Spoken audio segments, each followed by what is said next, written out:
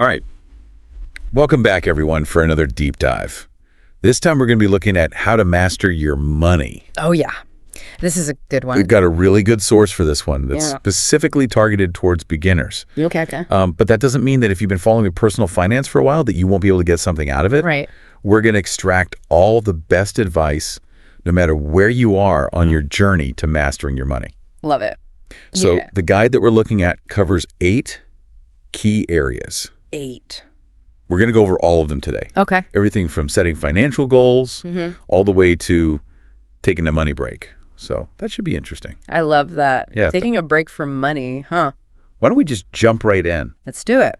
So first up, this guide emphasizes the importance of setting specific goals. Okay.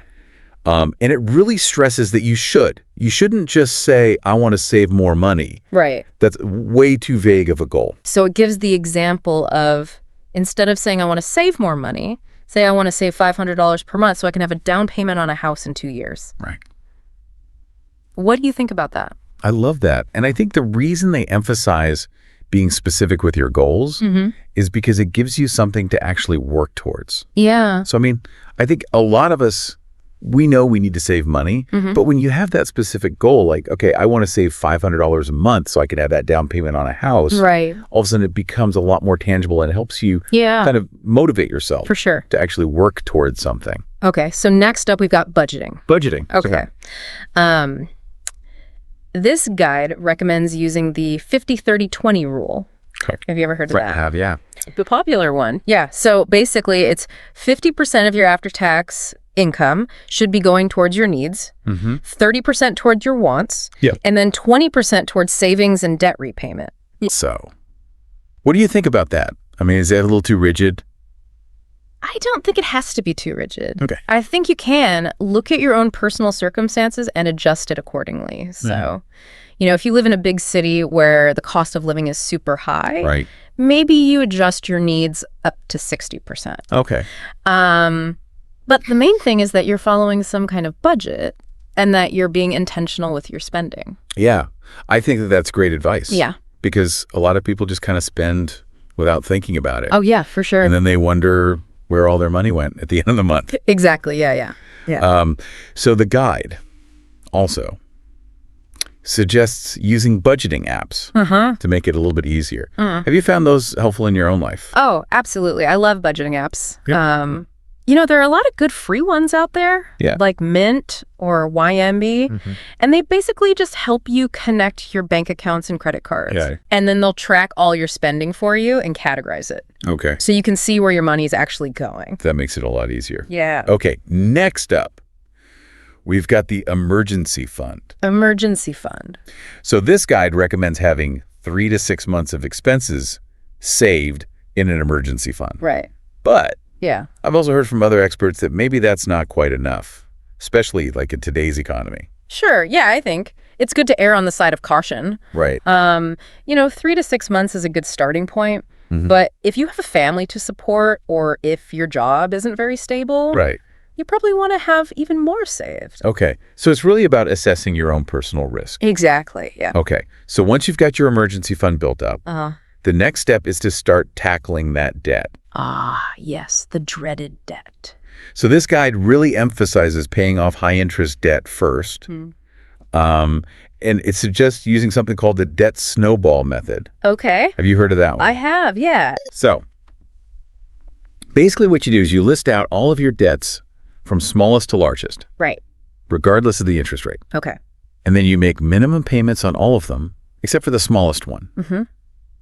You put as much money as you possibly can towards that smallest debt until it's gone. Okay.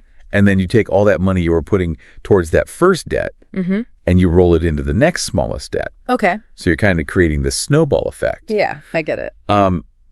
Some experts argue that it's better to focus on the highest interest rate first because that's going to save you the most money in the long run. Right.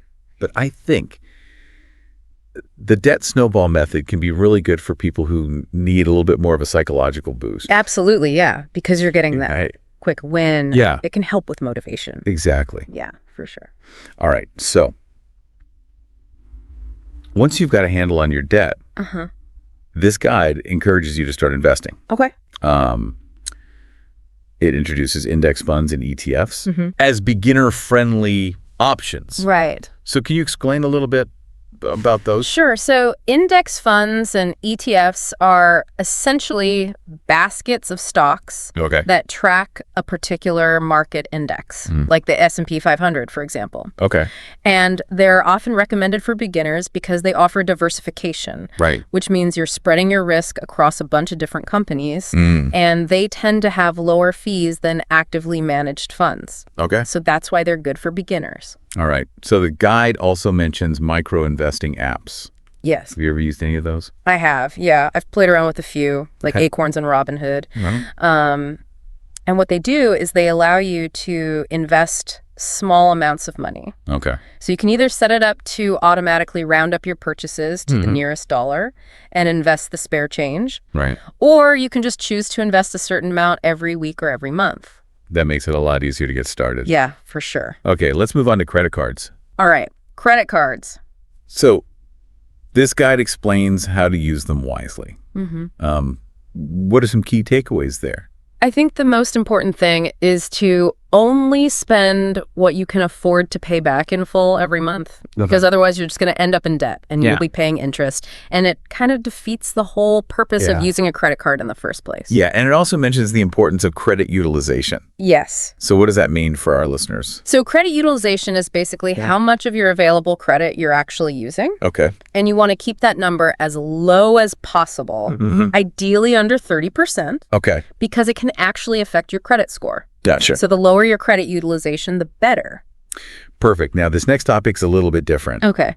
but the guide emphasizes protecting your family with life insurance and a will. Right. So why are those things important? Well, nobody likes to think about dying or becoming incapacitated, but it's important to be prepared Yeah. just in case something unexpected happens. And life insurance can provide a financial safety net for your loved ones. Right. If you were to pass away. Okay. And a will can help ensure that your assets are distributed according to your wishes. Yeah, that makes sense. Yeah. And finally, last but not least, Okay. we've got taking a money break. Oh, yes. This is a good one. So why is that important?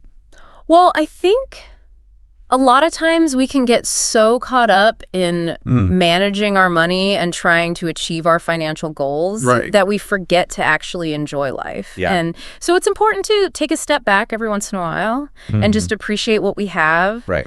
And, maybe even treat ourselves a little bit. So just to kind of recap what we've talked about today, Okay. it's really about building good habits, making informed choices, Yep. Yep. and taking this holistic approach to your money Absolutely. that considers both your financial and your emotional well-being. So this guide really provides a great roadmap for beginners. But the most important thing is to personalize it Right. and actually take action. Yep. You've got to actually do it. Now, as you continue on your financial journey, I want you to think about this. What does financial freedom truly mean to you? That's a good question. Think about it. And let's keep the conversation going.